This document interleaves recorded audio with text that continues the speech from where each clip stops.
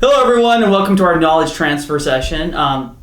Today we're going to be talking about Medicare, right? It's a pretty big topic for a lot of seniors, and we want to keep this simple today because it's a big topic. We're going to try and do it from 3 initial things you should know about Medicare. We're going to say age 65. What's up this with age 65 we hear everywhere.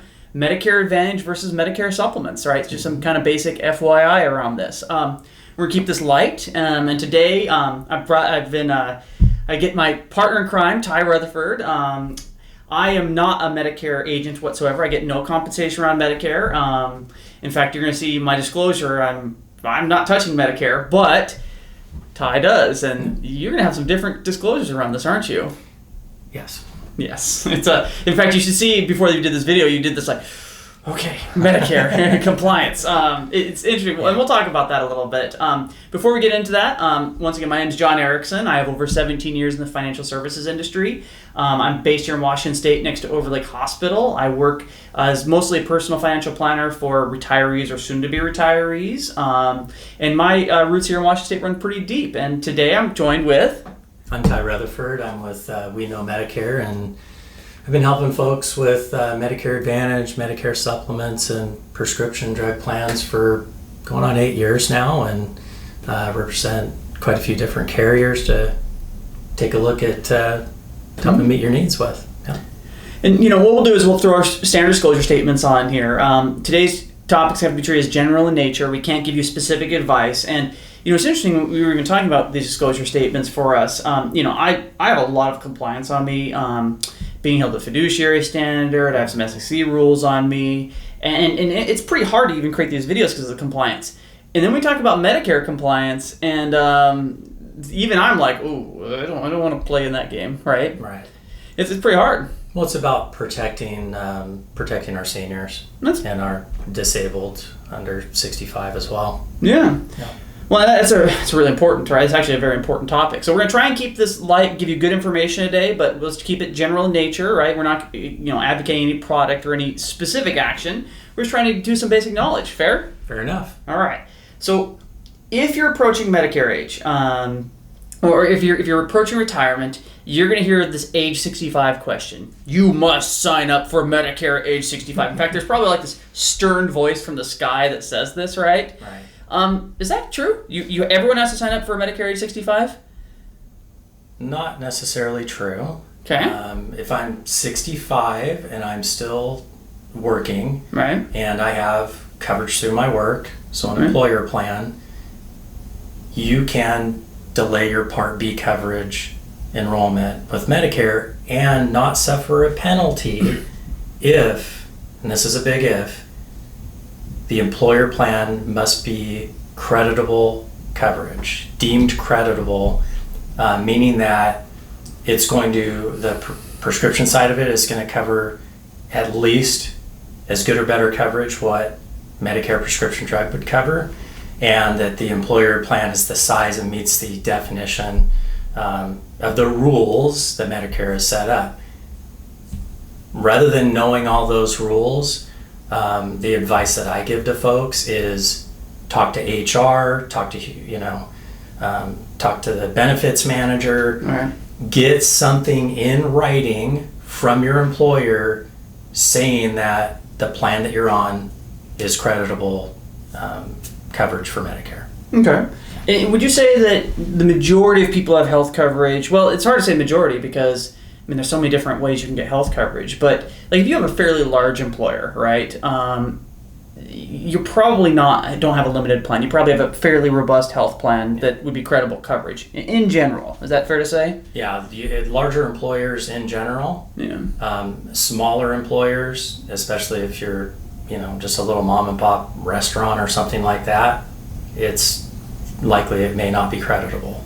So when talking about the age 65 question, the first question, the first kind of your first kind of divergent point is, okay, you're turning 65, you want to avoid long-term Medicare penalties if you don't sign up, right? So the penalty is if you don't sign up at 65, you get penalized for the rest of your life, a certain amount depending upon when you sign up. And so your first kind of pain point or your first decision point is, I'm 65, I know I want to avoid these penalties, but I am still working and my insurance is still credible. So now I can literally basically ignore it. I don't have to go to the website. I don't have to sign up for anything. I can continue with my current employer coverage. And even though I see all these scary things about all these penalties, I'm probably going to be just fine, right? Correct. And okay, so then let's say I hit 68 and I retire, and now I want to sign up for Medicare, and it's June, and it's not an open enrollment period or anything of that nature. Well, how do I sign up now? Everything's saying I'm going to get penalized, right? Yeah. No, you have a special enrollment period when you decide to leave that employer plan. Right, and in that special enrollment period, there's just a basic form the employer fills out, basically saying you had credible coverage, right? You may have those forms. Mm-hmm. Yes. Okay. But it's not necessarily something that you have to provide at that point. Okay. That's good to know.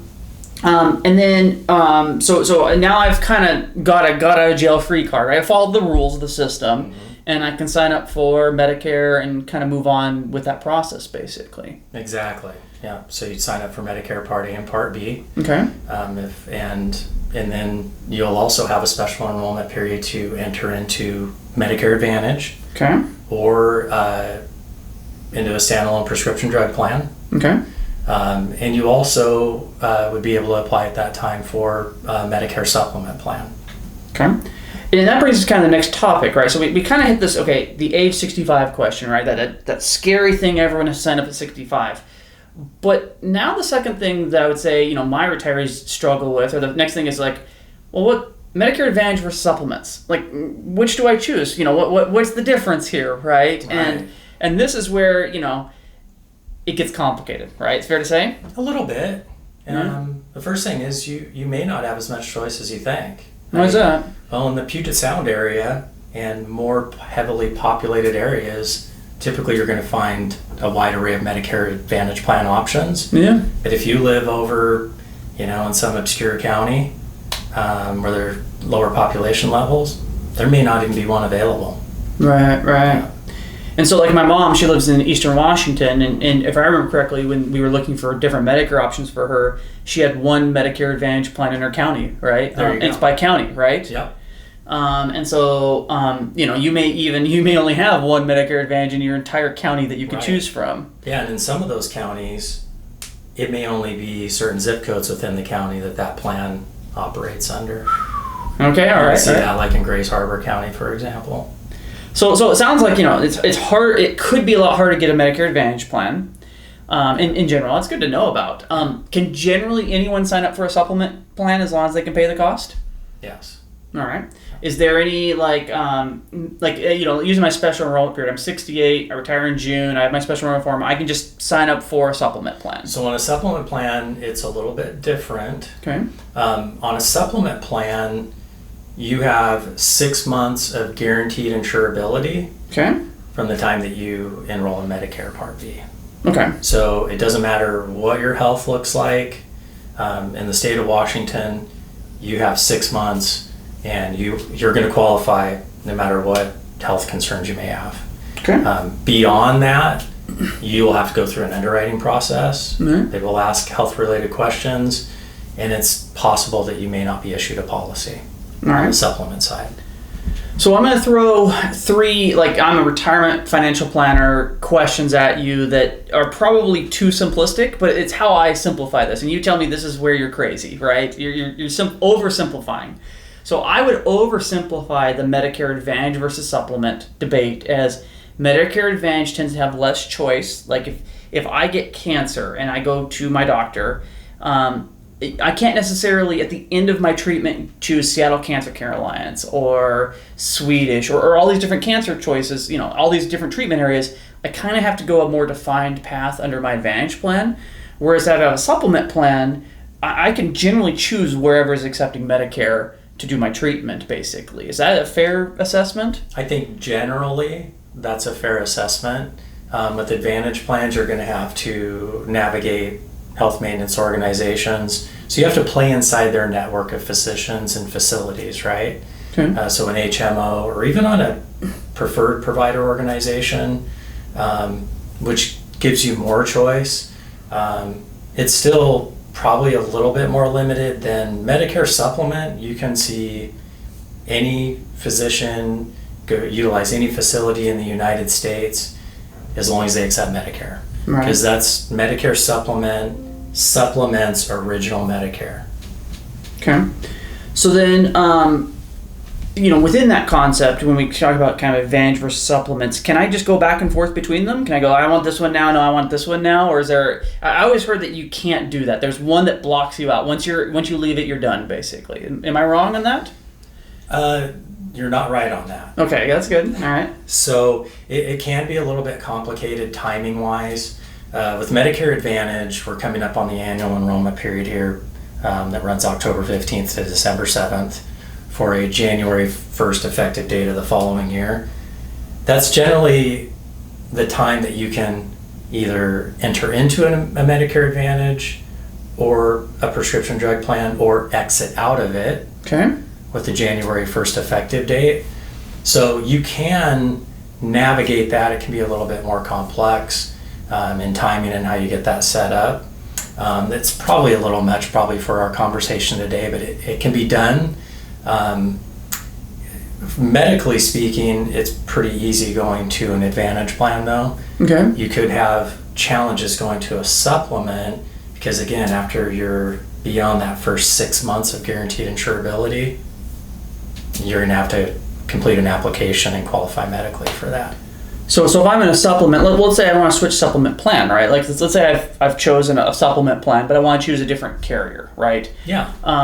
Can I just switch around different supplements, or typically you can make those kinds of moves depending on what plan you have. In general, though, yes, you can switch between supplements more easily. So if I'm like saying a Plan G, because I think that's the current major supplement plan's a Plan G. Yeah. You can go, well, I'm in a Plan G. I can choose from this carrier to this carrier to this carrier. Is there like an open enrollment period for that? No. Okay. No, you can do that any time of the year. None of that applies to the annual enrollment period, and all these enrollment periods that you see don't apply to Medicare supplement. Okay. All right, so here's the next one. So once again, overly simplified thing, financial planner, you tell me where I'm wrong. I would generally argue that an Advantage plan is a little cheaper than a supplement plan typically, at least from my experience looking over my client's shoulder. Is that generally correct? So you have less choice with an Advantage plan, but it's because it's more managed, it might be cheaper in general. Is that fairly? There's plenty of Advantage plans around in the major counties in Puget Sound that have zero premium plans. Okay. So in that regard, it's less expensive than Medicare supplement. Right. You were talking about a Medicare supplement plan G is going to, with most carriers, cost you over $200 a month. Okay. And so then within that concept, but it's not all the costs, right? Because you can have secondary costs that change that math effectively, right? Yes. We're just talking the monthly, this is my budget talking cost. Premium, not coverage, right? Yeah, premium, not coverage. That's a good way to say it. I like that. This is my premium, my monthly cost versus coverage, what's actually going to do for me. But is there stop losses and all these type of things? Yeah, on Medicare Advantage plans? Yeah. Yeah, absolutely. You're going to see a maximum annual out-of-pocket on most, if not all, Medicare Advantage plans. Because Medicare Advantage plans, you do have potential co-pays and co-insurance depending on what kind of procedures you need or medical equipment you need, etc. Whereas with the Medicare Supplement Plan G, used as an example, typically the only out-of-pocket cost you're going to have annually on a Plan G is the Part B deductible for the year. And after that, if Medicare covers it, the supplement is going to pay for anything that Medicare passes on to them, and you're going to pay nothing. Okay. So that's kind of a nice little perk on the back end then, basically, for a supplement plan. Yes. All right, that's fair enough. And then, here's my third last little one. I'm like, well, this might be one true, but it might not be basically true. But when I look at kind of the Advantage versus supplement discussion, or which should I choose within that? In general, it seems like even though you choose these, there's going to be a secondary cost around Medicare Part B and D or Medicare IRMA, right? That's going to always be added on to these costs. So you mentioned zero cost plan versus a $200 a month plan. That's not the end of your cost, right? You still have to pay original Medicare, right? Right, absolutely. And either one of those, yes, you still have to pay for your Part B premium. Right. And if you have income-related monthly adjustment as well. Yeah. Right, because if you hit certain income thresholds, your Part B premium could be, $180 a month versus $280 a month versus $380 a month versus Right. 400. I think 480, somewhere around there as it caps out. But I call it bonus taxes, Yeah. right? It's not the fun type of bonus. No, but it says you're doing okay financially. Yeah, that's fair. So basically, if I choose a supplement or advantage plan, I'm going to have to, even though I might have a zero cost advantage plan, I'm still going to have to pay those Part B premiums, basically. Absolutely. Yep. And same with supplements. So, if I simplistically said for retirees, they're going to pay somewhere between $200 and $500 a month for Medicare, kind of general cost, no matter what they choose, just general cost for them. Is that a fair kind of a range for them for insurance and retirement when we kind of add it all up? Yeah, I think that's a fair assessment. Right. For today, Yeah, it doesn't apply to everybody. you stick your thumb in the air. Yeah. Yeah. It depends on your income and resources and things like that. Well, do you have any final thoughts on this subject? I do. I guess my final thought is it's complicated. Yeah. As are so many things in this world. If you're having issues, there's great resources out there.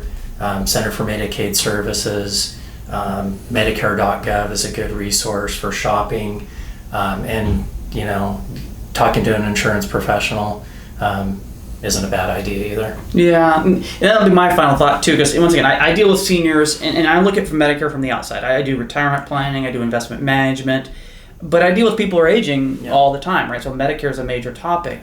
And the problem I always run into is as you get older and things change, i.e. advantage plans leave a county or supplement, or there's a new coding for this type of supplements, a standardized coding, that as people get older, they can't keep track of this, and then costs go up on them because they go into a plan that's cheap initially, and then it costs raise, and they don't know how to comparison shop. And what I really usually suggest as a final thought is, as you age, you should probably find a broker or a good Medicare research, because I've gotten to go into lots of different offices that offer Medicare, and while they're always slammed during open enrollment period, I probably won't get to talk to you in October or November, right?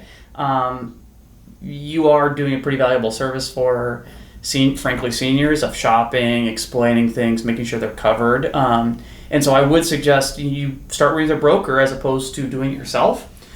There's of course always an advantage to doing it yourself. Sometimes you can find the cheapest price, but sometimes there's a challenge with finding the best price when you're aging, basically. Yeah. Especially when you're first getting started, when you first age in or leave your employer plan and decide to get the Medicare thing started. You have the two choices at that point. Do I go the Medicare Advantage route, or do I go the Medicare supplement with possibly a prescription drug plan route? That's really an important time as you segue into that to think about your choice. How is this going to potentially impact your future? Again, because Medicare supplement, you have to qualify medically for that plan. So you have that 6 months where you have that free pass, and then after that, it's maybe something you won't be able to get potentially. Maybe it's the type of thing, especially the supplement, where you try and buy the best plan you can initially because you can never go back. Well, because you're probably going to get sicker, right? We talk about qualifying medically. Well, as we get older, it's hard to qualify for things medically. Yeah, exactly. Well, good. Well, I thought this was a good conversation. We're going to fight the compliance battle and see if we can push more general knowledge videos like this out on Medicare. But I really appreciate your time today. You too, John. Hey, thanks everyone. Thank you. Bye.